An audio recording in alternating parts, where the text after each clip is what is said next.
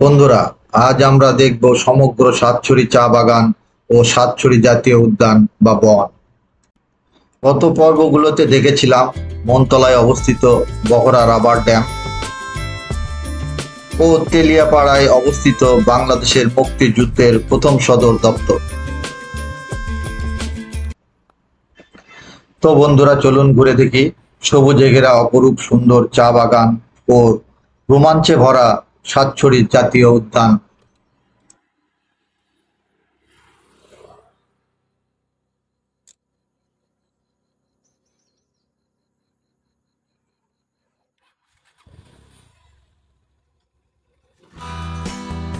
সাতছড়ি চা বাগান ও সাতছড়ি জাতীয় উদ্যান হবিগঞ্জ জেলার চুনারুঘাট উপজেলায় অবস্থিত একটি প্রাকৃতিক সৌন্দর্যের লীলাভূমি। এখানে প্রায় 200 প্রজাতির উদ্ভিদ এবং বিভিন্ন ধরনের বন্য প্রাণী রয়েছে। উদ্যানের পাশেই রয়েছে 9টি চা বাগান, যার মধ্যে সাতছড়ি চা বাগান, সুরমা চা বাগান ও চাকলাভুজি চা বাগান উল্লেখযোগ্য। উদ্যানের ভিতরে টিপরা উপজাতির একটি গ্রামও অবস্থিত। সাতছড়ি চা বাগান রঘুনন্দন পাহাড়ের পাদদেশে অবস্থিত। আমরা দুই মামা ভাগিনা সুরমা চা বাগানের পাশে দাঁড়িয়ে এই সুন্দর বাগানের কিছু ছবি এবং ভিডিও ধারণ করলাম।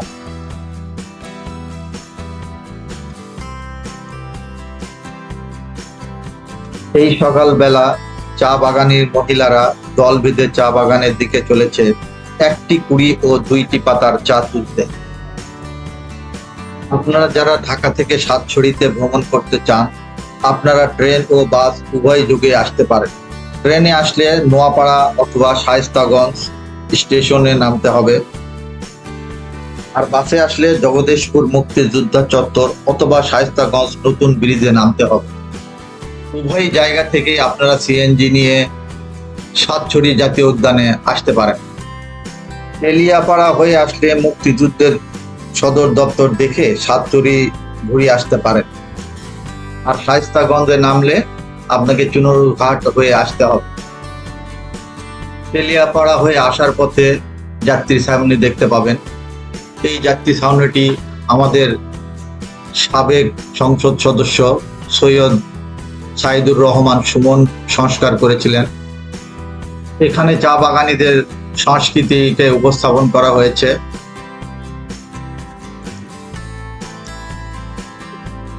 এখানে 2জন মহিলার ছবি চিত্রাঙ্কন করা আছে। মহিলা দুইটি চা বাগানীদের যে ভাষা, ওই ভাষাটাই এই মহিলা 2জনই শুধু বলতে পারে। তাদের সম্মানার্থে সাইদুর রহমান সুমন তাদের চিত্রাঙ্কন করেছিলেন। সাতছড়ি যাওয়ার পথে একটি সুন্দর চা বাগান দেখে আমাদের চোখ আটকে গেল। আমরা এখানে দাঁড়িয়ে পুরো চা বাগানটা ঘুরে ঘুরে দেখলাম এবং ছবি ও ভিডিও ধারণ করলাম। চা বাগানগুলো এত সুন্দর, চারিপাশে সবুজ আর সবুজ, দেখলে শুধু দেখতে ইচ্ছে করে। এই সৌন্দর্য মুখের ভাষায় বর্ণনা করা অসম্ভব। আপনারা যারা চা বাগান দেখেনি, তারা এখানে আসুন এবং প্রকৃতির সৌন্দর্য উপভোগ করুন। চা বাগানের একটি ছাউনিতে কয়েকজন চা বাগানীকে দেখতে পেলাম এবং তাদের সঙ্গে কুশল বিনিময় করলাম। দাদা, কি খাওয়া দাওয়া হলো? মেনটেনেন্স করবেন না, বৃষ্টি না হইলে কিছু বোঝা যাবে না। এই যে চারা গাছ কয়েকদিন হলে তো গুটগুট করতেছে, বৃষ্টি তো হয় না। গুটগুট করে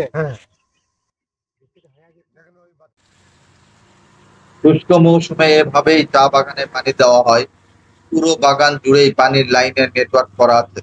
বড় বড় ডিপ টিউবওয়েলের মাধ্যমে পানি সরবরাহ করা হয়।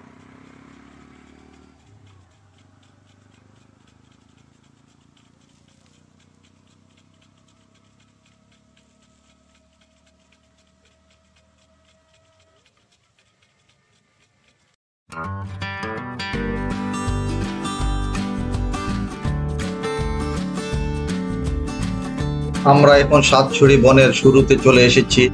প্রথমেই আমরা সাতছড়ি জাতীয় মসজিদ দেখতে পাবো।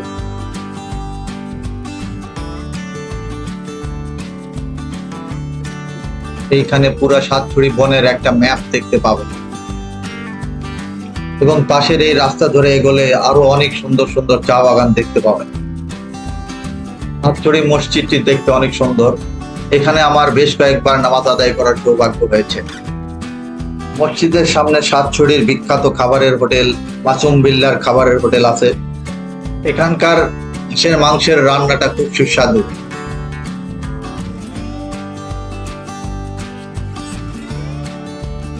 মসজিদটির উত্তর পাশের জঙ্গলে আমরা বেশ কয়েকটি বানর দেখতে পেলাম।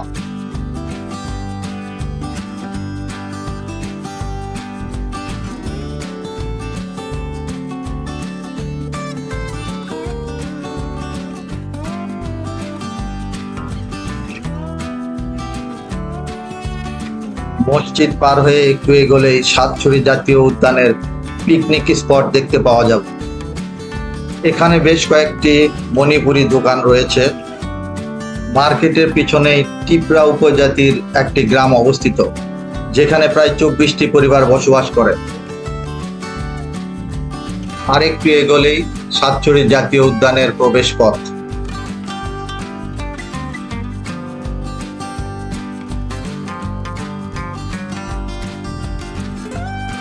সকালবেলাতেই বেশ কয়েকজন ফটোগ্রাফারকে দেখতে পেলাম, যারা এই প্রকৃতির সৌন্দর্য তাদের ক্যামেরা বন্দী করার জন্য বনের দিকে চলেছে।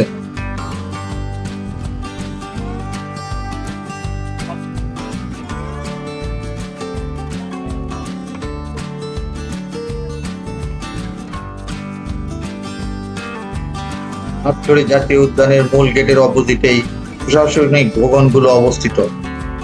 এখানেও বনের একটি ম্যাপ দেখতে পাবেন, তবে এই পাশটাতে ভ্রমণের জন্য নিষেধাজ্ঞা দেওয়া আছে। টুরিস্টদের জন্য এই পাশের বনে ঢোকা নিষেধ। জনপ্রতি 50 টাকা করে টিকিট কেটে আমরা ভিতরে প্রবেশ করলাম।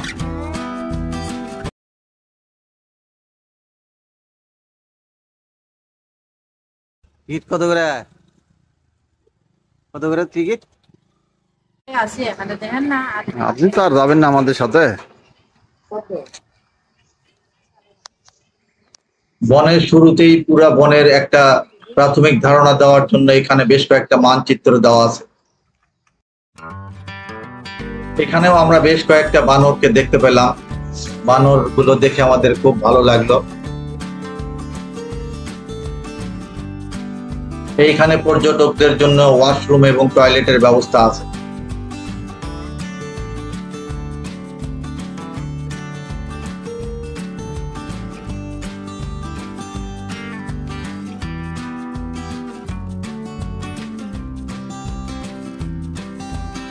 এইখান থেকে আমরা সামনের দিকে এগোতে লাগলাম। গহীন জঙ্গলের মধ্যে একটা বড় ওয়াচ টাওয়ার আছে, আমাদের গন্তব্য সেখানেই। একটু এগোনোর পরে আরো অনেকগুলো বানর দেখতে পেলাম। বানরগুলো দেখে আমাদের খুব ভালো লাগলো। সচরাচর এত বানর দেখা যায় না। এই বানরটি দেখে আমাদের দেখে মনে হয় পছন্দ হলো না, সে আমাদের দিকে রাগ করে আমাদের দিকে দাঁড়িয়ে আসলো। আমরা দূর থেকে শুধু ভিডিও করতে থাকলাম। এইখানে বিভিন্ন ধরনের উদ্ভিদ ও প্রাণী রয়েছে। প্রায় 200-র বেশি প্রজাতির গাছপালা, 151 প্রজাতির গাছ, 53টি গুল্ম, 106টি ভেষজ এবং 34টি লতা গাছ রয়েছে। এছাড়াও এখানে 13টি স্তন্যপায়ী, 9টি সরীসৃপ, 5টি পাখি এবং 5টি উভচর প্রাণী দেখা যায়। আক্রমণ করলে আরেক বিপদ।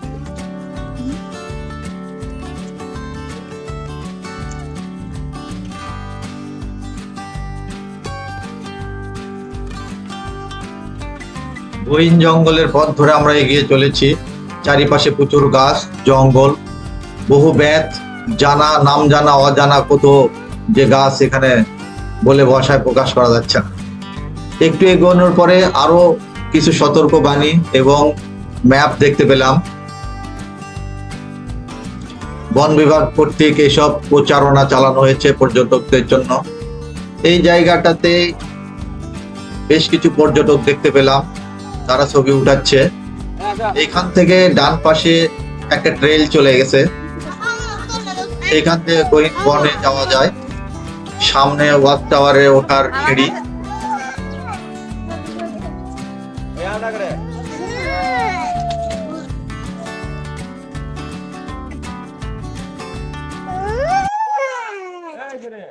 আমার এই ভিডিও যদি ভালো লেগে থাকে একটি লাইক দিন, একটি শেয়ার দিন এবং সাবস্ক্রাইব করুন। Please subscribe my channel to get notification for next video. অনেকগুলো সিঁড়ি বেয়ে উপরে উঠে আমরা ক্লান্ত, প্রায় হাঁপিয়ে পড়েছি। এইখানটাতেই ওয়াচ টাওয়ার, নিচে পর্যটকদের বসে বিশ্রাম নেওয়ার জন্য ব্যবস্থা আছে। ওয়াচ টাওয়ারে উঠে চারিপাশের দৃশ্যগুলো দেখে বড়ই ভালো লাগে। চারিপাশে শুধু গাছ, বিভিন্ন প্রজাতির গাছ, সবুজ আর সবুজ, যেন প্রকৃতির মাঝে হারিয়ে যেতে ইচ্ছে করে। ওয়াচ টাওয়ারের উপর থেকে যে সুন্দর দৃশ্য দেখা যায় তা আগামী পর্বে আপনাদের সামনে উপস্থাপন করব। আগামী পর্বে আপনাদের জন্য থাকবে ওয়াচ টাওয়ার থেকে সমগ্র সাতছড়ি জাতীয় উদ্যানটির সুন্দর দৃশ্য এবং ভাইরাল শাপলা বিল, দেওবন্দ শাপলা বিল ভ্রমণের দৃশ্য। ফেরার পথে আমরা আরো কিছু বানর দেখতে পেলাম। এইখানে একটি বানর তো আমাদের দিকে তাড়িয়েই আসলো।